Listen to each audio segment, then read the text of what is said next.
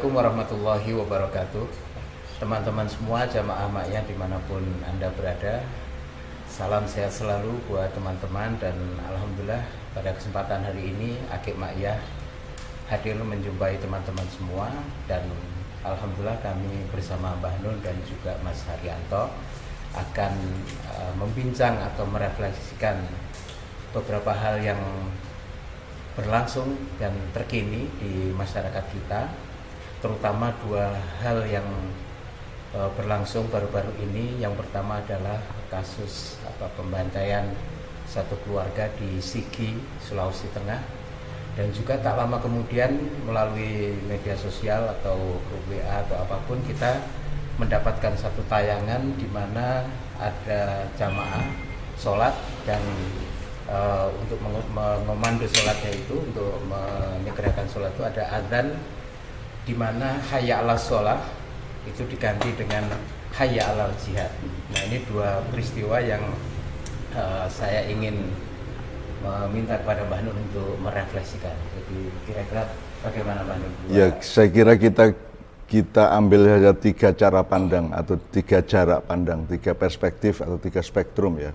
Spektrum pertama pasti adalah fikih dalam syariat Islam, artinya tata cara beragama yang diatur oleh agama Islam. Termasuk di dalamnya ada adzan. Nah, adzan ini kan tidak berasal dari teks ayat, tapi itu adalah perintah Kanjeng Nabi kepada Sayyidina Bilal bin Rabah untuk memanggil orang untuk kasih tanda bahwa ini sudah saatnya sholat.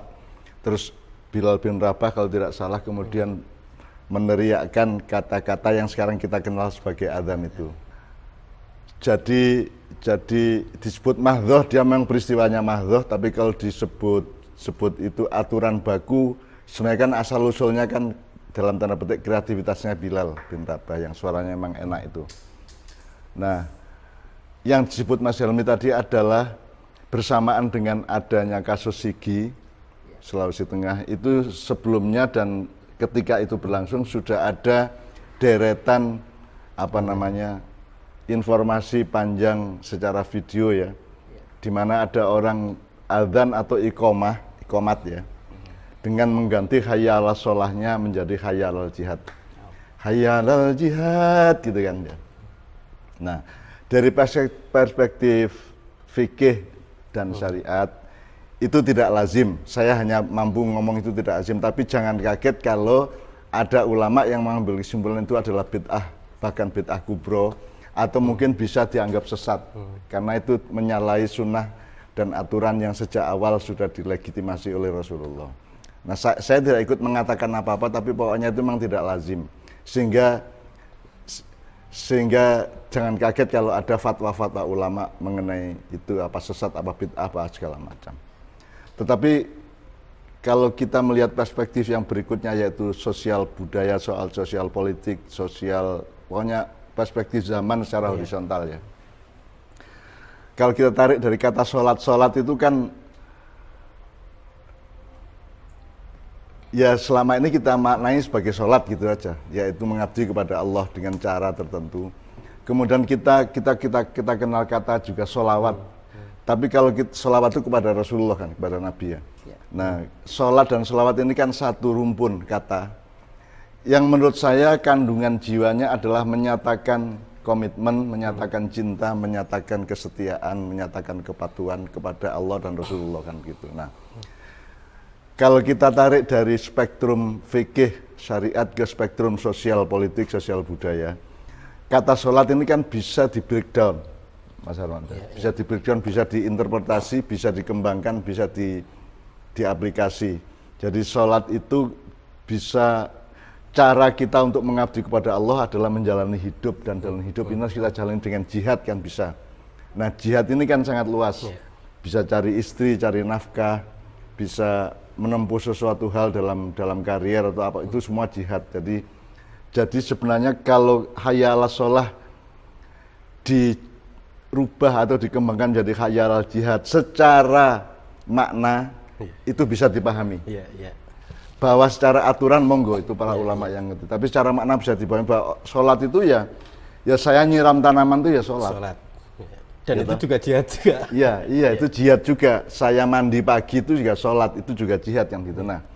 Nah, masalahnya sekarang adalah saya membayangkan ketika mendengarkan hayya 'alal jihad itu, saya tidak curiga dan tidak mengklaim apa maksudnya. Tapi kalau saya jadi mereka, saya akan sekalian pakai kata kital. Hayya 'alal kital, mari berperang. Ngono ta karepe ngono ta janjane asline kata mari berperang. Cuman mereka memakai kata jihad yang sangat luas. Jihad itu bisa mencari nafkah, bisa cari istri, bisa segala macam. Nah, kalau kital kan jelas depan, breng kan gitu.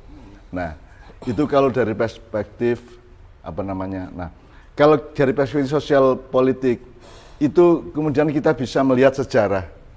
Saya melihat bahwa sebenarnya memang umat Islam ini secara nilai maupun secara manusianya, kaum muslimin maupun nilai Islam memang sudah mengalami sakit hati yang luar biasa dalam waktu yang sangat panjang.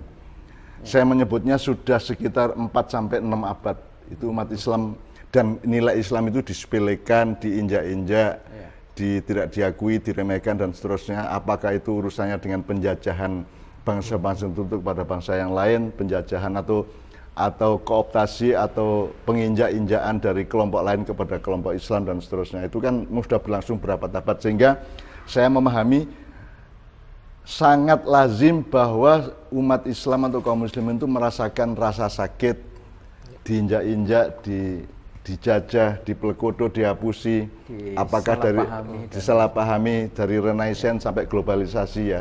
Jadi mereka itu terlalu lama merasa sakit. Nah, di antara orang-orang yang merasa sakit ini kan ada sebagian yang tidak tahan. Ada yang meladeninya dengan kesabaran, dengan tawakal, dengan iman, dengan kepercayaan kepada Allah. Ada yang mentok akhirnya tidak kuat gitu ya. Nah, terjadilah sigi atau terorisme segala macam gitu ya. Jadi saya mencoba memahaminya bahwa itu juga lazim. Loh, kalau orang diinjak, misalnya kalau saya menghina bapakmu sampai 3 kali terus kamu tidak marah kan tidak lazim. Terus kamu jadi menendang kepala saya kan juga sangat lazim. Jadi kelaziman itu harus kita pelajari juga. Jadi saya melihat sigi maupun hayya 'alal jihad itu adalah munculnya secara alamiah sebagian dari suatu kelompok yang ditindas berabad-abad, sehingga mereka kemudian ada yang biyadihim atau dengan tangan mereka melakukan apa yang rezim menyebutnya terorisme, ya, atau melalui lisan dengan hayya 'alal jihad atau hayya 'alal qital itu kan gitu. Nah, bagi saya itu lazim-lazim saja. Jadi saya tidak mengatakan bahwa itu boleh ya. Boleh dan tidak boleh lain masalah. Ini soal lazim tidak lazim, karena memang Haryanto bisa kasih contoh. Ayam saja dianugerahi Allah rasa marah ketika anak-anak ayam itu terancam oleh anjing atau oleh elang atau apapun, si induk kan marah dengan ekspresi meregangkan bulunya dan seterusnya. Jadi rasa marah itu juga kayaknya artinya sangat bisa dipahami ketika itu ada lazim. ungkapan itu. Lazim. Terlepas dari setuju atau tidak setuju kan ya, tapi sangat bisa dipahami bahwa dalam kondisi yang seperti hari ini kemudian ada sebagian umat Islam itu terus hayya 'alal jihad, itu pun masih ada sopan santun kok, ada adabnya gitu. Mereka tidak langsung hayya 'alal qital gitu, apalagi ghuswah gitu kan enggak. Jadi saya lihat itu ya wajar, sebagaimana gini Mas Helmi. Saya lihat gini ya, kayaknya khasanah marah sebagai bagian dari akhlak Muslim itu terlalu lama dibunuh oleh zaman ini ya. Seakan-akan bangsa kita itu dan umat Islam itu percaya betul bahwa marah itu adalah akhlak yang buruk gitu. Jadi ada keterkaitan atau ada kooptasi nilai moral terhadap kemarahan. Jadi sekarang ini kita sampai kepada zaman di mana marah itu tidak baik. Marah itu buruk, marah itu lemah, marah itu dolim kan gitu. Nah misalnya sigi itu kan output dari kemarahan yang lama. Apakah kemarahan itu matang apa tidak, halal apa tidak, itu urusan lain. Tapi bahwa itu kelaziman manusia, makhluk Allah. Cacing kita injak kan dia menggeliat. Kalau ada cacing kita injak tak menggeliat berarti bukan makhluk Allah. Jadi marah menurut Mas Haryanto adalah secara global cara kita berpikir mengenai psikologi dan kejiwaan manusia itu menindas fenomena marah ini. Seolah-olah marah itu tidak baik, kan gitu kan? Yeah. Seolah marah. Jadi orang kemudian yang dipilih adalah sabar, arif, santun kan gitu. Marah itu tidak boleh. Padahal sekarang kalau kita cari di Quran Allah marah itu berapa ratus ayat. Allah sendiri marah, Allah sendiri murka kan gitu kan. Allah sendiri ghadab gitu kan ya. Nah, jadi kemarahan itu sebenarnya adalah bagian yang lazim dari struktur kejiwaan manusia. Nah, sekarang itu secara global dan nasional itu ada rekayasa agar supaya marah ini diresmikan sebagai sesuatu yang buruk. Dan Rasulullah juga mencontohkan gitu ketika ada laporan bahwa ada satu kaum yang ditindas oleh kekuasaan Islam sendiri waktu itu, bahkan bukan kekuasaan Islam. Saat itu Islam sedang berkuasa di masa Rasulullah, kemudian Rasulullah dapat laporan bahwa ini ada satu kelompok masyarakat yang memperoleh beban ketidakadilan. Rasulullah saat itu sampai sahabat itu mendengar geletuk giginya itu. Saking nahan marahnya kan, berarti ya, saking greget sampai gemeretak giginya ya. Itu kelihatan, dan Rasulullah seakan-akan memendam amarah yang kuat gitu. Artinya marah menjadi akhlak yang bagian jadi dari marah itu lazim, wajar, manusiawi dan alamiah. Itu ciptaan Allah kan gitu kan. Terjadi pada semua makhluknya, even Rasulullah yang sangat lembut itu. Jadi marah ini harus kita objektifkan, kita sikapi secara objektif bahwa marah itu wajar asal pada tempatnya. Kemudian masih ada aturan ekspresi marahnya apa. Misalnya kalau saya marah sama Helmi dan saya lulus dari kewajaran bahwa saya marah, kan tidak berarti saya boleh memukul Helmi. Memukul dan marah itu ada jarak, kan gitu. Nah, jadi umat Islam ini mengalami ketidakadilan ilmu, ketidakadilan pikiran, ketidakadilan cara pandang, ketidakadilan sosial, ketidakadilan ekonomi, ketidakadilan politik, sampai sudah mengorbankan kehancuran sekian bangsa ya, Libya, Baghdad, Irak, Afghanistan dan seterusnya, Syria dan seterusnya. Itu kan kalau Anda mau menghitung secara struktural di dalam pemetaan politik modern ini kan Anda melihat bahwa memang umat Islam itu ditindas habis-habisan. Nah, di antara kaum muslimin ini ada yang tidak kuat. Tapi ada juga teori lain.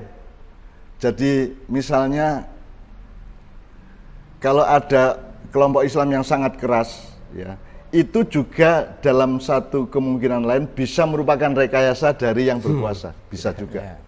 Jadi kayak di pesantren dulu kalau ada anak yang pemarah itu malam-malam kita kasih rawe di badannya pas tidur sehingga dia pagi gatal semua, terus dia jadi pemarah. Nah, kalau dia marah kemudian melakukan sesuatu yang destruktif, keamanan bisa menghukumnya. Jadi orang dirangsang dan dikasih pacuan untuk supaya marah dan ekspresi marahnya itu kriminal dan seterusnya, sehingga ada alasan untuk menghukum. Itu juga bisa terjadi dalam sebuah negara atau di dalam politik internasional. Jadi bisa saja tokoh Islam yang sangat keras itu juga bagian dari rekayasa rezim atau kekuasaan, bisa aja. Karena ini sekeras-kerasnya tapi belum sampai kriminal, maka dipancing supaya kriminal sehingga punya alasan untuk menumpasnya, kan begitu. Jadi itu juga sebuah teori, saya tidak mengatakan begitu, tapi hidup itu begitu kayanya sehingga ada kemungkinan seperti itu gitu. Dan Anda harus punya mutmainnah, punya ketenteraman dan keseimbangan sehingga Anda tidak mungkin dipancing-pancing seperti itu. Kalau dilihat dari ini, Cak, keluar videonya itu, kalau memang itu hayya alal jihad itu yang pertama kenapa itu harus dimunculkan dalam bentuk video dan dipublish. Kemudian yang kedua, kenapa itu saatnya hampir bersamaan gitu dan masif penyebarannya itu. Kalau misal itu secara alamiah sebuah kemarahan gitu ya, mungkin kok saya membayangkan enggak harus seperti itu. Ini yang maksud saya ingin mendukung teori Cak Nun yang kedua tadi itu, Cak. Bagi dia ada kemungkinan memang yang memunculkan adalah rezim. Kita tidak mengklaim dan tidak menuduh, tapi ada teori seperti itu kan begitu. Jadi mungkin saja yang bikin malah yang berkuasa yang bikin itu, bisa aja. Secara teori politik ya, secara teori strategis ya, saya tidak mengatakan itu adalah bikinan rezim. Seandainya itu yang terjadi dalam konteks umat Islam nih, apa yang perlu dilakukan atau mungkin apa yang semestinya diresponkan terutama oleh para pemuka agama Islam itu sendiri, Mbah Nun, dalam konteks ya saya kira semua ulama sebaiknya menggunakan 3 perspektif tadi. ya. Jadi kan sejauh ini yang ada kan respon fikih, respon syar'i saja, tidak ada respon sosial politik, tidak ada respon zaman. Sebab kalau perspektifnya saya tingkatkan sampai ke tingkat yang ketiga, yaitu loh sekarang iblis menggoda Adam itu atas izin Allah enggak? Kalau enggak diizinkan Allah kan enggak terjadi. Jadi kalau mau ngomong rekayasa, kalau ngomong siapa subjek utamanya kan bisa sampai ke Allah. Loh, Allah aja bikin Dajjal kok, Allah bikin Imam Mahdi, Allah bikin Ya'juj Ma'juj, yang bikin siapa kalau bukan Allah? Kan Dajjal tidak bisa bikin dirinya sendiri, iblis tidak bisa bikin, setan segitu banyak di dunia dalam kehidupan, itu yang bikin siapa? Kan Tuhan sendiri. Nah, jadi kalau kita mau ngomong outline strategis dari suatu peristiwa di zaman itu, maka kita juga perlu perspektif yang ketiga. Jadi terserah yang benar yang mana kalau secara fikih dan syariah gampang. Tapi kalau secara sosial politik dalam struktur dan sistem global sekarang ini, itu kan tidak mudah. Tapi kalau saya berpikir seperti pertanyaan Haryanto, sudahlah terserah triggernya dari mana, siapa yang memprovokasi ini memang ada kelompok yang tidak kuat hatinya sehingga ngamuk, ataukah bikinan rezim sendiri gitu ya, atau apapun terserah. Tapi kan ada kemungkinan lain, bahwa memang kita sedang berada di dalam satu lingkaran setan sebab dan akibat. Jadi tidak hanya linear sebab berakibat terus sebab lagi berakibat, enggak, tapi setiap sebab bisa merupakan akibat dan setiap akibat bisa merupakan sebab. Dan ini bisa silang sengkar tidak karuan. Jadi sekarang ini mau apa saja, apakah Sigi akan berkembang di mana-mana, apakah akan ada tawur lagi di Pantura, di Jawa Timur dan Jawa Tengah, apakah akan ada gunung meletus, apakah akan ada tsunami, ada tanah longsor, tanah ambles, atau apapun saja yang terjadi, itu kan tetap ada subjek utama yang namanya Allah. Nah, di luar 2 perspektif tadi, yang syar'i, fikhi, sama yang sosial politik, kan saya juga dikasih tahu banyak orang yang lain gitu loh. Ada yang mengatakan, lah ini memang sudah saatnya sekarang kita akan mengalami perubahan peradaban. Saya tidak mengatakan ya apa tidak, benar apa salah ya, jangan tanya ya. Saya cuma dikasih laporan bahwa memang akan ada perubahan zaman. Kalau bahasa Jawanya jerbasuki mau beo. Jerbasuki artinya ada tatanan perubahan peradaban baru yang maknya juga akan ikut berperan gitu ya. Karena mereka sangat komprehensif. Makanya sangat komprehensif dalam menata manusia dan masyarakat, umat dan individu dan seterusnya. Nah, tapi mawabeo-nya adalah berkurangnya penduduk dunia sampai hampir separuh. Tapi ini bukan saya yang ngomong, saya dilapori. Apakah ini kasaf benar, apakah ini makrifat, atau saya walau alam saya tidak punya kredibilitas untuk menilai. Tapi pokoknya matinya hampir separuh penduduk dunia itu karena virus, penyakit, wabah, karena bencana alam yang bermacam-macam, terus karena perang ya, karena perang kecil atau besar saya tidak tahu ya, pokoknya ada yang kasih tahu saya seperti itu, sehingga bagi saya semua 3 perspektif tadi mungkin semua karena kita tidak punya pengetahuan apapun mengenai masa depan. Nah, jadi terserah apakah kalau ada Habib yang keras itu memang dia begitu, atau itu sebenarnya bagian dari rekayasa rezim, saya juga tidak tahu ya. Saya tidak mengklaim, tidak menuduh, dan tidak ngarani apa-apa gitu ya. Tapi saya tidak akan heran bahwa ini semua akan merupakan satu kerumunan gejala, satu himpunan fenomenologi, satu tumpukan. Kalau Allah kan amr iradah atau apapun sedemikian rupa sehingga kita senang-senang saja karena kita akan mengalami perubahan. Artinya justru yang terakhir itu yang lebih membahagiakan ya, dengan perspektif yang terakhir tadi itu. Berarti memang Allah sendiri kan di Sigi satu keluarga dibunuh. Kalau Allah tidak mengizinkan kan nggak terjadi. Ada gereja dibakar. Kalau Allah tidak mengizinkan kan nggak terjadi. Kalau itu bagian dari izin Allah, siapa yang bisa mengatakan jangankan, mungkin bukan izin tapi perintah. Bisa aja. Nah, perintah Allah kan tidak harus ayat. Perintah Allah kan bisa langsung masuk ke dalam hati seseorang untuk melakukan sesuatu kan gitu. Jadi Kalau kita ya sederhana ya, kita tetap bernafas, kita tetap bekerja, kita tetap berkeluarga, tetap berjalan, tetap melangsungkan kehidupan dengan landasan Bismillahirrahmanirrahim. Itu kalau kita cuma begitu. Ya. Jadi semua ini kita seneng-seneng aja, kita husnudzon aja. Saya tidak menuduh, saya tidak mengecam, saya tidak mengutuk, ya. Karena kalau ngomong apa yang dilakukan di Sigi itu adalah di luar batas kemanusiaan, emang yang mana yang tidak di luar batas kemanusiaan? Wong tidak setia jadi manusia kok. Jadi politik struktural sistemik yang menindas rakyat itu kan di luar batas kemanusiaan juga, kan gitu. Jadi itu dianggap kewajaran malah. Itu dianggap kewajaran kan gitu. Jadi yang namanya kemanusiaan itu emang udah kita rumuskan.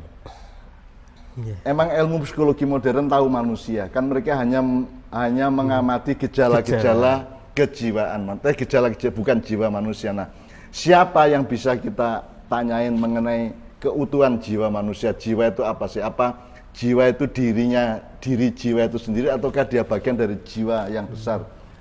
Umatan wahidah min nafsin wahidatin atau tidak?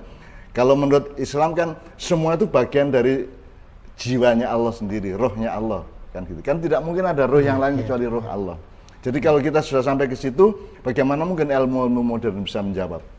Jadi sekali lagi saya husnudzon dan saya senang-senang aja, meskipun tetap berduka cita kepada secara horizontal ya, berduka cita kepada semua korbannya, dan saya juga tidak lantas menyetujui pembunuhan, menyetujui kita dan seterusnya ya. Tetapi kita melihatnya dengan spektrum yang dua tiga perspektif tadi, saya kira kita bisa husnudzon, bisa bergembira, bisa optimis saja. Berarti memang ada sesuatu yang akan berubah di dunia ini. Kalau saya tertarik yang perspektif ketiga itu, Mas Haryanto, yaitu yang Mbah Nur menyebutnya langit itu ya. Artinya salah satu maknanya adalah segala sesuatu yang terjadi ini bisa merupakan biiznillah atau dengan izin Allah. Kalau di Torimaknya kan ada amrullah, ada iznillah, ada ilmullah. Jadi ada yang diketahui Allah, ada yang diizinkan Allah, ada yang diperintah Allah, ada yang dibiarkan Allah, istidrodullah kan gitu. Jadi, nah, kalau dalam konteks itu kejadian yang menimpa umat Islam secara global, di mana fiturnya secara umum umat Islam ini masih dalam kondisi boleh dikatakan kalah oleh kekuatan global atau ditindas atau kalau dalam konteks media kita selalu disalahpahami, dibikin citranya buruk, yang disebut islamofobi itu ya, atau yang disebut dengan islamofobi, dan juga pada saat yang sama kawasan-kawasan yang disebut sebagai negara-negara muslim seperti di Timur Tengah juga mengalami kekacauan atau porak-poranda seperti itu. Nah, kalau itu kita baca dalam perspektif biidznillah, artinya kejadian atau fenomena yang menimpa umat Islam itu sebenarnya apakah bisa dianggap merupakan tamparan atau kritik oleh Allah terhadap diri umat Islam itu sendiri, yang mungkin umat Islam itu kurang solid, kurang sungguh-sungguh, atau paling tidak secara awam sedang nggak kompak kok mereka itu, gitu loh. Jadi tidak ada umat Islam itu tidak ada. Kalau maksudnya Mas Helmi kan gitu. Umat itu kan saya menyebutnya dari kata umun itu yang diminum itu susu yang sama, seperibuan.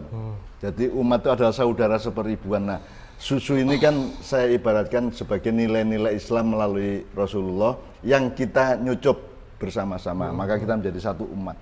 Nah, sekarang kan tidak ada, Mas. Ada umat NU, ada umat Muhammadiyah, ada umat Wahabi, ada umat macam-macam, ada umat Naiyah, ada umat segala macam. Meskipun kita tidak pernah bersikap bermusuhan kepada siapapun itu ya, tapi kan tidak ada umat Islam, yang ada adalah kelompok-kelompok dalam lingkup bendera Islam gitu. Tapi tidak ada umat Islam. Dan ketika disampaikan bahwa kondisi umat Islam tertindas, kondisi umat Islam terdolimi, yang tidak terima itu justru dari Islam itu sendiri. Nah, iya. Jadi itu juga saling, tidak hanya antar umat Islam, antar Habib pun begitu, antar ulama pun begitu. Yang satu pro rezim, yang satu anti rezim, yang satu mengamuk, yang satu sabar, yang satu Padahal yang namanya marah dan sabar itu kan dua hal yang ada proporsinya, ada makomatnya, jadi ada tempatnya. Kalau marah pada posisi yang secara bebrayan, secara silaturahmi tidak seharusnya marah kan menjadi buruk marah itu.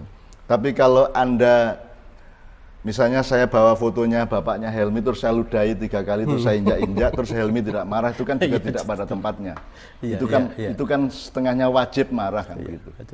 Gitu. Nah, jadi tetapi gini Mas Helmi, dari seluruh ketidakadilan global kepada umat Islam dan nilai Islam, kalau saya nomor 1 malah terhadap nilai Islam. Ya. Akhir-akhir ini saja orang mulai dapat hidayah di Amerika, di Eropa gitu ya. Tapi sebenarnya secara menyeluruh sebenarnya masih tidak adil kepada nilai Islam. Jadi cara berpikir ilmuwan kepada nilai-nilai Islam itu juga tidak objektif, tidak punya semangat, tidak punya kesungguhan, dan berbekal hanya kepada fobi-fobi tertentu kan gitu. Jadi menurut saya ketidakadilan yang utama itu terhadap nilai Islam. Akibatnya kepada umat Islam kan gitu. Nah, tetapi kalau kita ngomong keseluruhan tadi, kenapa sampai muncul SIGI, muncul yang disebut terorisme? Terorisme ini juga relatif ya. Bagi yang disebut teroris, yang teror adalah pemerintah. Rezim itu yang melakukan terorisme, karena terorisme itu sudah sama dengan teori penjajahan. Penjajahan itu tidak hanya fisik, tapi juga bisa pikiran, bisa hati, bisa tata nilai, bisa segala macam. Nah, kalau kita lihat secara keseluruhan, bahwa umat Islam itu menurut Mas Helmi tadi kan tidak tangguh, tidak sungguh-sungguh, tidak kompak dan seterusnya ya. Itu semua adalah bagian dari keprihatinan kita sehari-hari dalam setiap sholat kita dan doa-doa kita. Tapi tadi saya bilang sama Mas Haran, tapi oke, sekarang kalau Allah ngomong gini gimana? Helmi, kamu tuh kurang apa toh? Dalam keadaan COVID kamu masih bisa makan, masih bisa ngerokok, masih kompak sama istri, ya toh? Ya, Kerja juga aman di mana-mana, ya toh? Kamu tetap normal-normal saja hidupmu ya, cuman pakai masker dan seterusnya gitu ya. Tapi kan apa yang kamu menderita itu apa sehingga kamu sekarang menuntut kepadaku, kata Allah misalnya gitu ya. Lo dibanding nabimu Muhammad, coba bandingkan. Apakah kamu punya cucu yang dipenggal kepalanya seperti Muhammad dipenggal, seperti Husain dipenggal kepalanya? Apakah kamu pernah menderita seperti Muhammad? Apakah kamu pernah dilempar batu jidatmu seperti Muhammad di Taif kan gitu kan? Jadi kalau dibandingkan dengan Nabi, kita ini tidak ada sekuku hitamnya penderitaan Rasulullah, sehingga tidak ada alasan untuk tidak bersyukur dan bergembira, gitu kan? Itu jadi saya tidak mengatakan bahwa ini semua oke, enggak oke, tetapi itu tidak mengurangi rasa syukur kita kepada Allah, karena bagaimana kita masih mandi pagi kok, airnya masih lancar juga, bisa pakai air hangat sekali-sekali kan gitu kan. Kita masih makan, masih beli lotek siang ini ya toh. Kita masih oke kok. Saya kira alhamdulillah kita tidak nambah kemarahan, tidak nambah amarah bisu. Kita juga menyelamatkan diri. Menyelamatkan diri dari kecenderungan lawamah, ya toh, agar supaya kita mampu mutmainnah kan gitu. Karena nanti Allah yang dipanggil Allah kan yang mutmainnah. Ya ayyatuhan nafsul mutmainnah irji'i ila rabbiki radiyatan mardiyah. Gampangannya kalau ngelihat kalimat ini, yang ndak mutmainnah ndak dipanggil. Jadi nanti ngelayap entah di mana, karena Allah ndak memanggilnya.